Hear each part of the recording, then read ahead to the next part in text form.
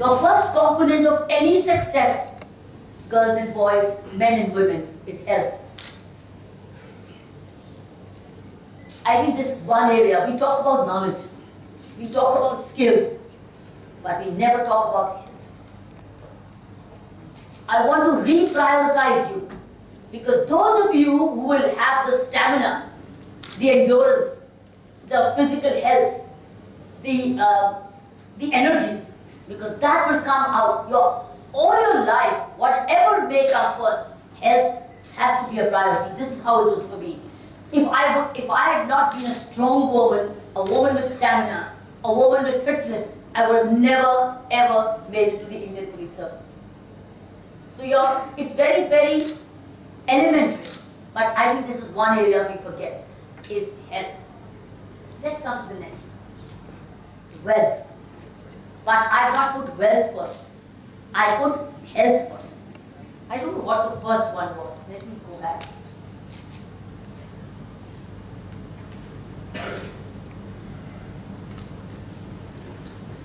Okay, it was health. Let's look at the concept of health. Is health just looking good? Is health just dressing well? Is health just looking well groomed? Its health is within you. It's the energy within you. And of course the energy will come into all your vitals being in place. And those vitals being in place generate that stamina, the endurance, the willingness, which I'll come to. So I would say health first. Now, all that goes into health. Do you have yoga practice here? Sometimes. For an Indian, without yoga is no health. Without yoga is no health. Without sports, it's no health.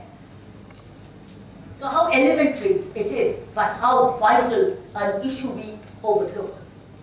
You could begin your institutions with yoga. When everybody steps out and do yoga, you create a different nation. Mr. Banerjee, if this is the rule of the institution. 6 a.m. in yoga. They are into a dress, and there is a large ground. Everybody does yoga for half an hour. You will have a different youth. Must they later on spend money to get into yoga courses in the West? Because many of them will go to the West, and they spend thousands of dollars earning, which will come free right now. And because it's free, it's of no value. Because it's coming free on the television, it's of no value. And how many of you play games? Why only half? पढ़ाई के लिए time नहीं बचता ना, है ना? उसके बिना नहीं यूथ बनेगी देश. If you want a healthy youth, it has to be yoga plus sports. There is a health quotient of every country. There is a health quotient. And the health quotient is not very bright for Indian youth. In fact, Indian youth, which is elitist, is also going to obesity. So my first point is health. But without that health, and how do you make that health? You might ask me, you talked about health. Without the two components, it's yoga, and yoga is not just physical asanas. Yoga is also mind, body, soul coordination. That's yoga. That's what it's yogic about.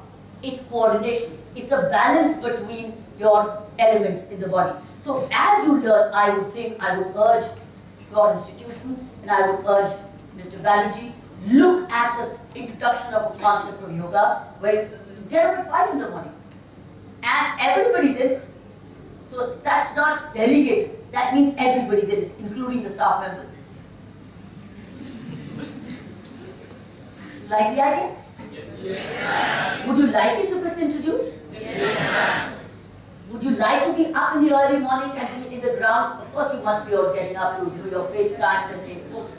But the point is, would you get up to do yoga at 6 in the morning? Yes. Would you like to be out in the grounds for it? Yes. Then why not have it?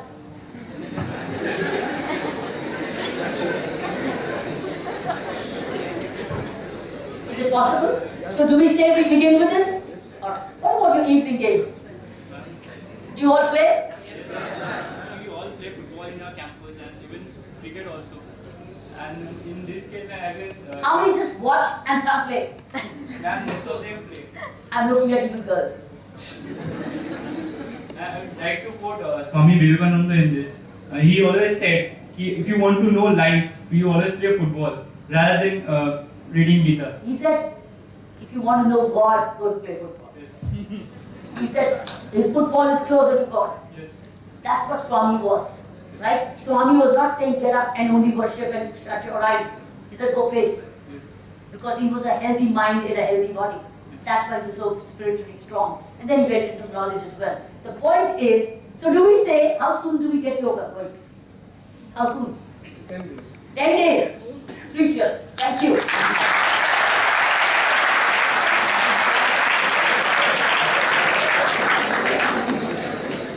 So that basically means you all have a nice yoga dress in place and get into yoga. You will love it. When you're out at 6 in the morning or even earlier, that is health. Now, I can tell you, because this is a life skill you will take along with you as you grow up, and that will be entering your families as well. So you are not learning it today. It's like a game. You play when you are a child or as a student, and the game goes with you in your life whenever you can. That becomes your family game. Well, we are at the moment building the youth. Are you with me? Because I don't get to see upstairs. Are you with me, all of you? Yes. Wealth. We're building the youth of this country. Wealth. It's not, there's no doubt we need it. But how many of us know the right way to use it? I think that would be the next key, is the value for wealth. It's the value for wealth. How do we know how we invest it? How do we know how we spend it? How do we know how to keep it? How do we know how to value it? I think that's the second area, don't forget. Because the youth which knows how to deal now, you will be moving into areas where, into the amount of wealth, where you may have more than you need. Test of a wealth is when you have more than you need. How you invest it, how you spend it. I think that's the second point. I want to leave it to you, leave it as a thought. Then comes character. Any youth in India, if you're looking for, if doesn't have the right health, doesn't have the value for wealth, and knows how to use wealth, and doesn't have the character, India will be the way it is.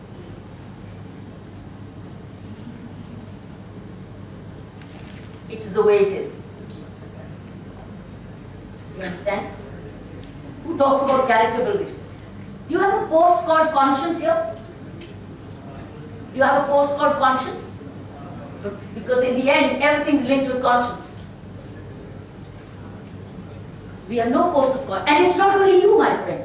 It's not your institution I'm talking about. It's not integrated into our learning. In the end, everything's tested by your conscience of choosing between the two, making choices between the two, the ethical and the unethical. And that is a self-trained subject. It's left to self-reading and self-generation. And whatever is left to yourself, supposing yoga was left to yourself, how many would do yoga in your room? Supposing, said 6 a.m. yoga in your own rooms, how many will do? If it said you play or you don't play, at least girls I know would hardly play. Boys may still play, but girls would hardly play if you left it to yourself. So whatever is left to yourself, it's probably 1 or 2% who do it, others don't. So character building is also left to ourselves. And when character building is left to yourself, it is then the very small, it's probably the 4% or the 5% which work on it. Rest is all blown by the winds. I want you to understand this. And then we move on further as I expand. So we talked about health, wealth and character is lots. I'm coming and expanding it gradually. But these are for me the 3 pillars. If I had any hand in directing education in this country, I would make these 3 pillars. Work on the youth on these 3 areas. So health, I talked about the mind and body. Am I coming in your way? So body and mind, I've already suggested to you yoga. And do you know what? I'm not going to leave it at yoga. It's not just the asana. Maybe on that morning, you will read one couplet from the Gita, or one thing from the Bible, or one thing from the Quran, or one thing from the Guru Granth Sahib, a message of the morning. So yoga plus a spiritual message, so that there is a greater understanding of the wealth of this country. How would it feel when you begin like that? That is mind and body. So we're not talking about asanas in the body, we're talking about a holistic where mind, body, soul are working together. I talked about its usage and I talked about the savings and the investments. These are your characters. Who's looking at habits? Have we analyzed as youth of this country? Now I'm talking about because you are the wealth of this country. Every youth is the wealth of this country, and the country is investing into youth. The country expects something out of you. The country is investing into youth. Isn't this a great investment when people go to the IITs, which are heavily subsidized? When the elite goes into many I went to the IIT Delhi for my doctorate, and you know how much fee I paid? Hardly 250 rupees for a whole year. And even now, if you ask me, it is like pocket money with the IITs and the IIMs and many other institutions, or the medical colleges. It's absolute pocket money. Same education. If you have to spend from outside, you will spend thousands of dollars. So I'm talking about these are you belong to the nation. Just as nation belongs to you, you belong to the nation. Each one's time is of the nation. That is what nation building is happening. Your parents are earning, going into a pool to trade, to build the future youth. Therefore, your time also belongs to the country. Therefore, whether you're healthy, whether you're wealthy, and whether your character builds the nation. Each one of you contributes to building the nation when you are healthy, wealthy, and wise. That's wise. Character is wise. So when you say healthy, wealthy, wise, why is it said like that? It is this. Healthy, wealthy, wise makes a nation strong. Whereas we neither talk about the health, nor we talk about the wealth of its usage, and nor do we talk about character building. So what kind of youth will we produce? All those who have, well, the parents worked, they worked, the smaller percentage. I am talking about every one of you, every one of you. Because everyone's 24 hours is wealth of the nation. How does a farmer produce best agriculture? When he works 24/7 on his soil. Does he have a holiday? Does he have a holiday on his farm? If he has a holiday, what happens? A lot of weeds grow. And the weeds grow and eat up his vegetables, eat up the wheat and pollute the ground. It pollutes the ground. If it doesn't de-weed every day, do we de-weed our minds every day? That's habits work. I know it's pretty boring for some of you, right? Please, it is. I'm sure it is. Oh, I'm sure it is. I am sure for half of you it is. I can read it on your faces. I can. I'm a very strong face reader. Yeah, I'm a face reader.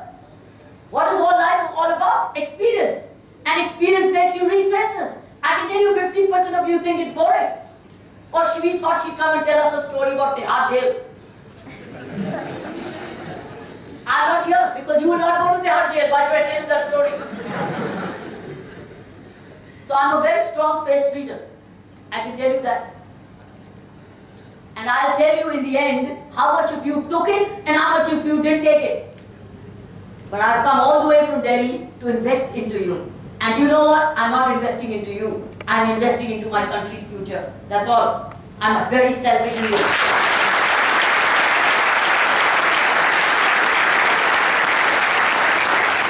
I am investing into my future.